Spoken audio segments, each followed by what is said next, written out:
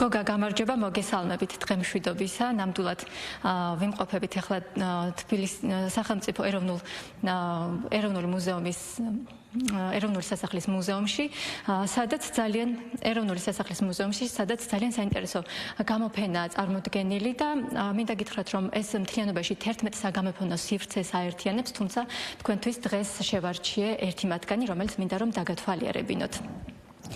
განსაკუთრებული ნამუშევრები აქვს წარმოდგენილი და მათი განსაკუთრებულობა იმაში მდგომარეობს, რომ ეს ნამუშევრები საჩუქრად გადმოსცეს ეროვნულ სასახლეს იმ ადამიანებმა, რომლებიც ამ სასახლეში გაიზარდნენ და შემდგომ გახდნენ ძალიან წარმატებული, ცნობილი მხატვრები, ფერმწერები, მოქანდაკეები და ასე შემდეგ. გარდა ამ ნამუშევრებისა, აქ შეხვდებით ასევე ისტორიულ ნივთებსაც და ჩემი ყურადღება მიექცია აი ამ ძალიან საინტერესო საჭადრაკო მაგიდამ და ბევრი კითხვაც დამიგროვდა ამასობაში. მინდა რომ კითხვით გადავიდე სწორედ ქალბატონ მაია მელქაძესთან, რომელიც ეროვნული სასახლის გიდი გახლავთ და ყველა კითხვაზე სწორედ მას აქვს პასუხი. ქალბატონ მაია, მოგესალმებით.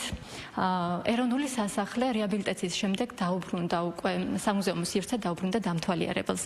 მოგვიყევით რა ნახატები აქვს გამოფენილი და საინტერესოა როგორ მოხდა ამ ყველაფრის შეგროვება. მოგესალმებით. რამოდენიმე წლიანი რეაბილიტაციის შემდეგ ეროვნული სასახლის მუზეუმი კვლავ ეპატიჟება თავისთან დამთვალიერებლებს და სტუმრებს. როგორც თქვენ აღნიშნეთ, ჩვენთან მუზეუმში სრულიად უსასყიდლოდ ყველა სურათი გადმოცემული არის თანამედროვე ქართველი მხატვრობის მიერ. გვაქვს 250-ზე მეტი მხატვრული ტილო, 30-ზე მეტი ქანდაკება და ხელნაკეთი თოჯინების გარკვეული კოლექციაც. მათ შორის შეგვიძლია დავათვალიეროთ სურათებიც, რაც აქ არის ნაწილი გამოფენილი. მათ შორის შემიძლია აღნიშნო ქალბატონი რუსლან ფეტუიაშვილის ნამუშევარი, რომელიც ალბათ ყველასათვის ცნობილი ქართველი მხატვარია, ასევე სოფია ჩერქეზიშვილი, ნინო მორბედაძე. გარდა მხატვრების ახლა ყველას ვერ ჩამოვთვლით, იმდენია დამთვალიერებელს შეუძლია და ადგილზეც ნახოს დანარჩენი ნახატები და სანამ ნახატებს დავთვალიერებდეთ, მინდა რომ აი ამ ძალიან საინტერესო მაგიდაზე გკითხოთ, ხო, ეს არის საჭადრაკო დაფა, რომელზეც აი მოგვიყევით ისტორია, ვინ გადმოსცა საჩუქრად სასახლეს და რა ისტორიის მატარებელია. საჭადრაკო საკმაოდ საინტერესო ისტორია აქვს ამ საჭადრაკო მაგიდას. 1975 წელს ქალაქ ბიჭვინთაში ჩატარდა მსოფლიო პირველობა ქალთა შორის და ფინალში გავიდა ორი ქალბატონი და ორივე ქართველი იყო, ქალბატონი ნონა გაფრინდაშვილი და ქალბატონი ნანა ალექსანდრია. ქალბატონი ნონა მოიგო ფინალური მატჩი, ქალბატონი ნანა ალექსანდრია დღემდე სასახლეში ჭადრაკის განყოფილებას ხელმძღვანელობდა, დღემდე აქ არის და მან გვისახსოვრა ზუსტად ეს მაგიდა, სადაც მოხდა ამ ფინალური მატჩის თამაში. აი მინდა გკითხოთ, ასევე აქ წარმოდგენილია ეს ბატონ ვახტანგ ქარსელაძის მონუმენტი, ხო? ამასთან დაკავშირებითაც მოგვიყევით.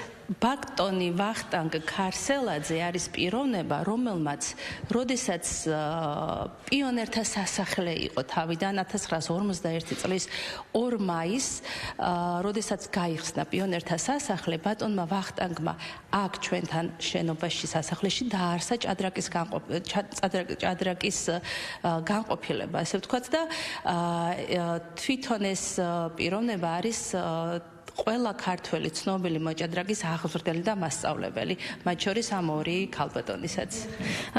ძალიან წარმომიდგენია, როგორი ამაყი იყო, როცა თავისი ორი მოსწავლე იბრძოდა ჩემპიონობისთვის, ხო? ბიჭვინთაში მოხდა ეს ყველაფერი 75 წელს. მინდა ასევე აუცილებლად ვაჩვენოთ მაყურებელს ჟანრი ლოლაშვილის ნაჩუქარი ნამუშევარიც, ხომ?